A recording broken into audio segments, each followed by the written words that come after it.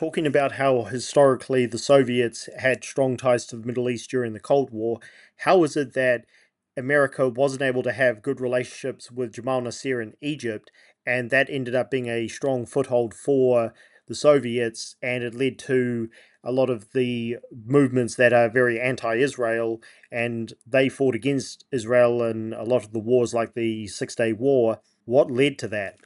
Well, yeah, what happened was is that Nasser, in 1956, Nasser nationalized the Suez Canal, and the British and the French invaded with the Israelis. So three-pronged invasion. The Israelis invaded the Sinai, the British and French invaded Egypt because the canal was theirs, and Egypt wasn't allowed to nationalize it. Well, Eisenhower told the British and French and the Israelis to get out. The canal Really? belongs to Egypt, yes. This was the same time that Hungary rose up against the Soviet Union, by the way, 1956. Same year that Khrushchev denounced Stalin as a murderous dictator. But everybody was kind of shocked. And Nasser thought, well, this is wonderful. And so he sent a list of weapons he wanted from the United States to Eisenhower. And Eisenhower said, I'm not giving you all those weapons. Which Nasser was saying, but wait a minute, you were my friend. You didn't, and then so Nasser sent a threat back saying, well, I can buy weapons from the Soviet Union. So he And did. Eisenhower, and so he did. Eisenhower wouldn't give him the weapons. Khrushchev did. So the Soviets came flooding into Egypt to help Nasser. And Nasser suddenly he had this army flush with Soviet-built tanks, tank destroyers, self-propelled artillery, fighter jets. He was getting the whole works. And What that was how Egypt got because Nasser wanted to be a power. And why did Eisenhower do that? He was very restrained with sending weapons to the Middle East during that time in general, but in this position, it actually hurt America's chances in the Middle East and it handed the country to the Soviets, which led to a much wider problem. Why do you think Eisenhower did that? That's an interesting question. I mean, Eisenhower probably thought that Nasser, he probably had intelligence that Nasser would be a troublemaker. Nasser was ambitious. Nasser wanted to combine Egypt with Syria and make a united Arab republic. And he probably realized that Nasser would use American weapons against Israel, and there would be political blowback on Eisenhower for that. And better that Egypt not be armed so there wouldn't be another Middle East war. And so he thought, yeah, I don't want to arm this guy because then I'd be responsible, right? I mean, how do you control him? You're going to give him the weapons. How are you going to make sure he uses them responsibly? What if you give him the weapons and he starts a war in the Middle East? Then it's on you. So I think that's why Eisenhower really didn't give him the weapons. But he got the weapons anyway Yeah, from that's the right. Yeah, enemy. he got the weapons anyway, and of course the war happened, and it happened, of course, in 1967.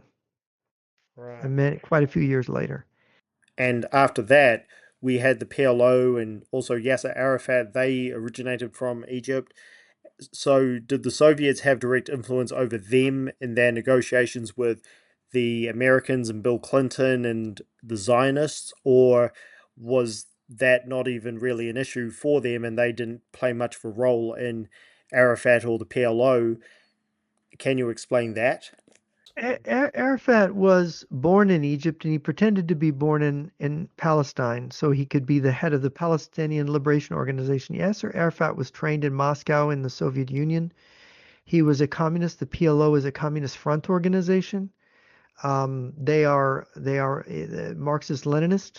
The current leader was went to Moscow State University. I forget his name now. They are basically extension of the old Soviet apparatus. Um, Yasser Arafat, as a sort of self-declared representative of the Palestinian people, made himself into a power in the Middle East and made all these Middle Eastern leaders because, you know, the hatred of Israel and the injustice towards the Palestinians of the first wars, somebody was going to be injustice when you lose a war, and it was the Palestinians. And of course, they lost their land, they lost property, they lost businesses, and there was mandatory sympathy from Jordan, from Syria, Iraq, and Egypt in particular.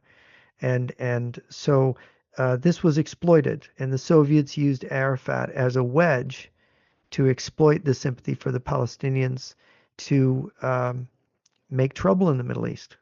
Does that mean that Arafat never truly wanted peace? All those times he was involved in the Abraham Accords with Isaac Rabin and Ehud Barak with Camp David and Bill Clinton, did he ever truly want peace, or was he a willing participant in the Soviets making sure that there would never be peace and that the Middle East would always remain a pressure cooker?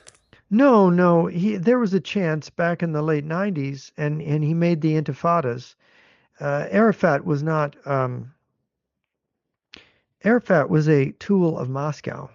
He did what they told him, and they wanted trouble in the Middle East. They wanted to make as much trouble as they could because they wanted to mobilize Arab sympathy in a way that they could get control of the oil. It's called a scissors strategy. You have a conflict, and America is put in this position where you've got America doesn't want Israel destroyed, but our most important friends in the Middle East are actually the Arabs, like in Saudi Arabia and the Gulf states. That's the oil. That's the oil that feeds Japan and Europe. If that oil will fall into enemy hands, our allies would then be blackmailed over that oil, and we would lose our alliance block. The Russians knew this was their Achilles heel. They had to stir the pot and try to mix it up so that they could be able to block that oil at some point in the future or control it. So that's really what the game has been about. And it's very difficult for the Russians to do it because it turns out the Saudis and a lot of those people there, they're very cagey folks politically. They may not be that good at military operations. The Arabs have not always been so good at, but they are good at intrigue. And it seems to me that they have really kept their game up when it comes to the Russians and the Chinese.